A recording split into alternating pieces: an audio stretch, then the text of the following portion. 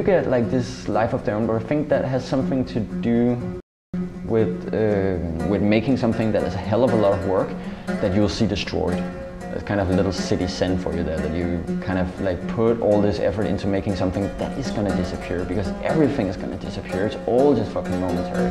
If these are people that I only see for a moment, like these momentary observation that I'm trying to freeze, then I can also only hold them for another moment, then they need to pass on.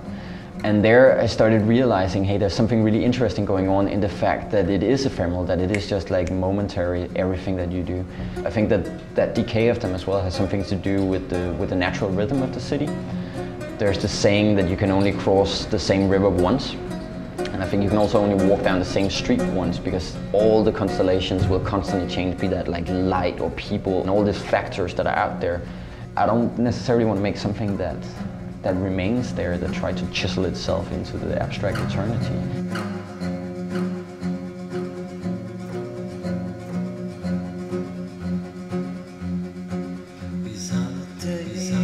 I know that there was a point when I suddenly realized that I could use creative expression for something as a way of using a language or reaching out to people or doing things with it. The whole idea of working in public space and with public space and working with community and other people and city and those things that really have been the center of a lot of the stuff that I've been doing in the urban space. That came completely from being in that activist environment, of becoming aware through a lot of that, getting an inspiration to be more aware of like, what is the society, what part do I myself play in the society, how do we all function together as this mass of people? But like,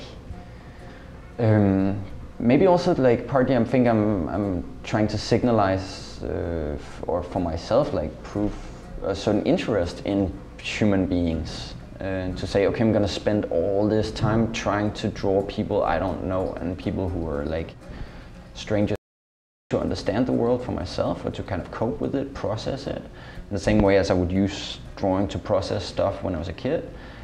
I definitely have an aesthetic about what I find interesting, among other things, like I find the decay of places interesting, like this with that time manifests physically in walls when they, for example, crack, or layers of paint or whatever. When I was like contemplating what is it about the city that I find so interesting, like I was raised in a city and been living all my life in a city. I think I spent just as much time walking around looking at walls and architecture as I do actually looking at people. What makes out the city? It's not all the houses necessarily, it's not all the cars, it's not the bricks, it's not the lamppost, it's the people. Because if you remove the people from the city, it would just be this like mass of hollow stone. We cannot exist without each other.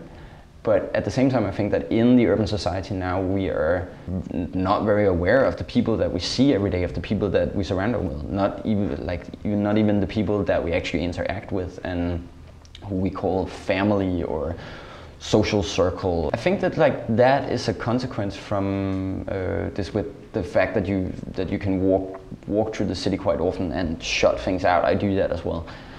I'm thinking that by adding a thing and like a strange element to it, and an element that is not necessarily expected to be there, I hopefully can lead other people's attention to what kind of background is this on? Why is it exactly next to that strange little metal box? And why is the cracks running exactly there?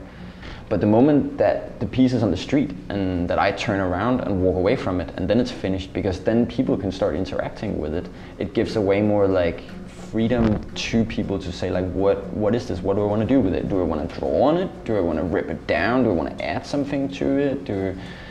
And I really think that like the biggest piece of art that we can possibly find is like out there on the street.